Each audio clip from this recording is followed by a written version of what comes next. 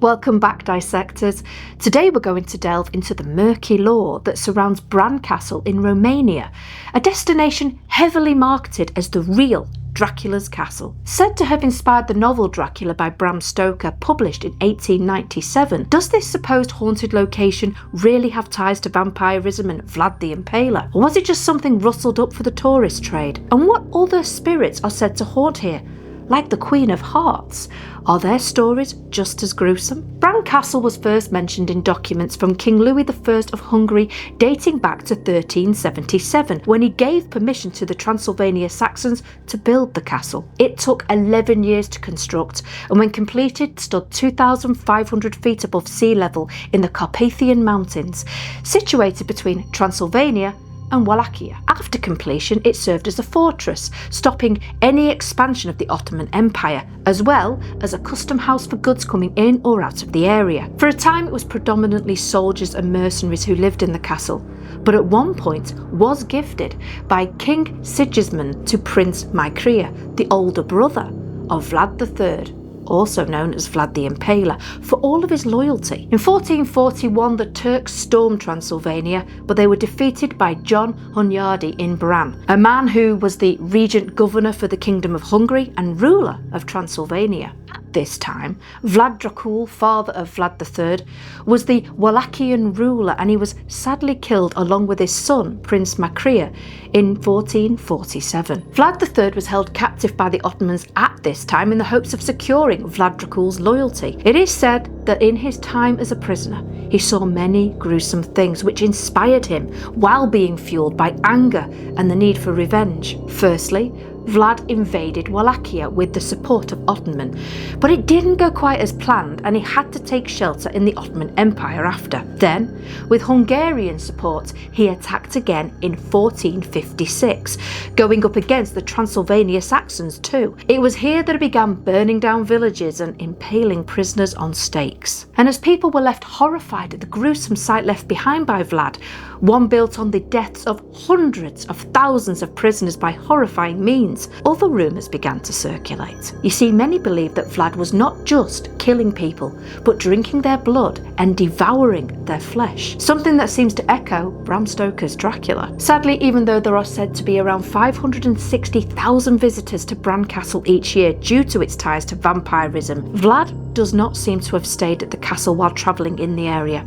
He merely passed through the region numerous times. So why the belief that Bran Castle is so heavily tied to Dracula? Well, many believe that Bram Stoker came across the image of the castle while doing research for his book and thought it would be the perfect setting, even standing on a dominating hill. This may also have been around the time he discovered the horrors that Vlad inflicted on his prisoners and the rumours of his other deplorable acts. The author never travelled to Romania, and there are still many differences between the castle depicted in the novel and the one that stands strong today. But there could be another reason that Stoker came across the idea for his book too. You see, in villages close to the castle, residents believe in the existence of evil spirits called sterigoi.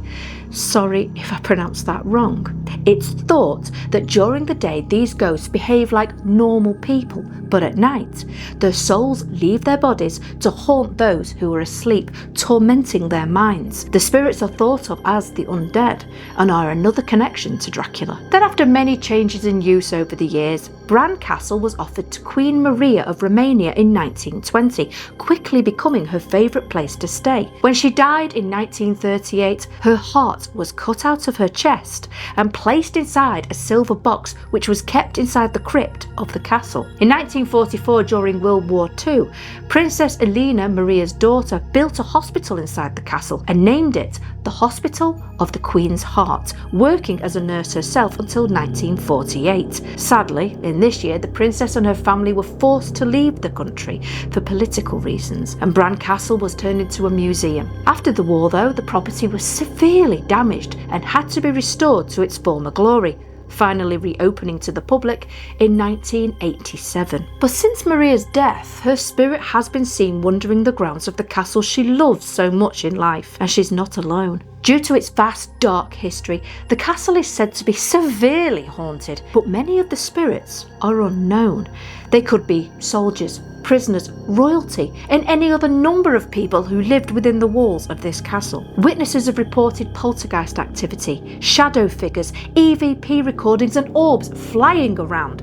And don't get me started on the reports of people being possessed and the full-bodied apparitions of soldiers and peasants. You will hear stories of Vlad's ghost haunting the property and grounds too, but honestly, this is very likely untrue. One paranormal group from England called Haunted Happenings took a trip inside this formidable castle and had many creepy experiences. They reported walking in tunnels beneath the castle and having rocks thrown at them. Could this be from a dark presence that has been felt in this area that left many guests feeling unwell? Others reported a green mist floating around the castle too. In 2009, the castle was rightly returned to the legal heirs, Archduke Dominic, Archduchess Maria Magdalena, and Archduchess Elizabeth, who decided to keep Bran Castle open to the public. But even though it is not the real home of Dracula, this historic property is truly worth visiting and offers guests many fun and creepy facts as a museum. I hope you enjoyed today's episode on Bran Castle.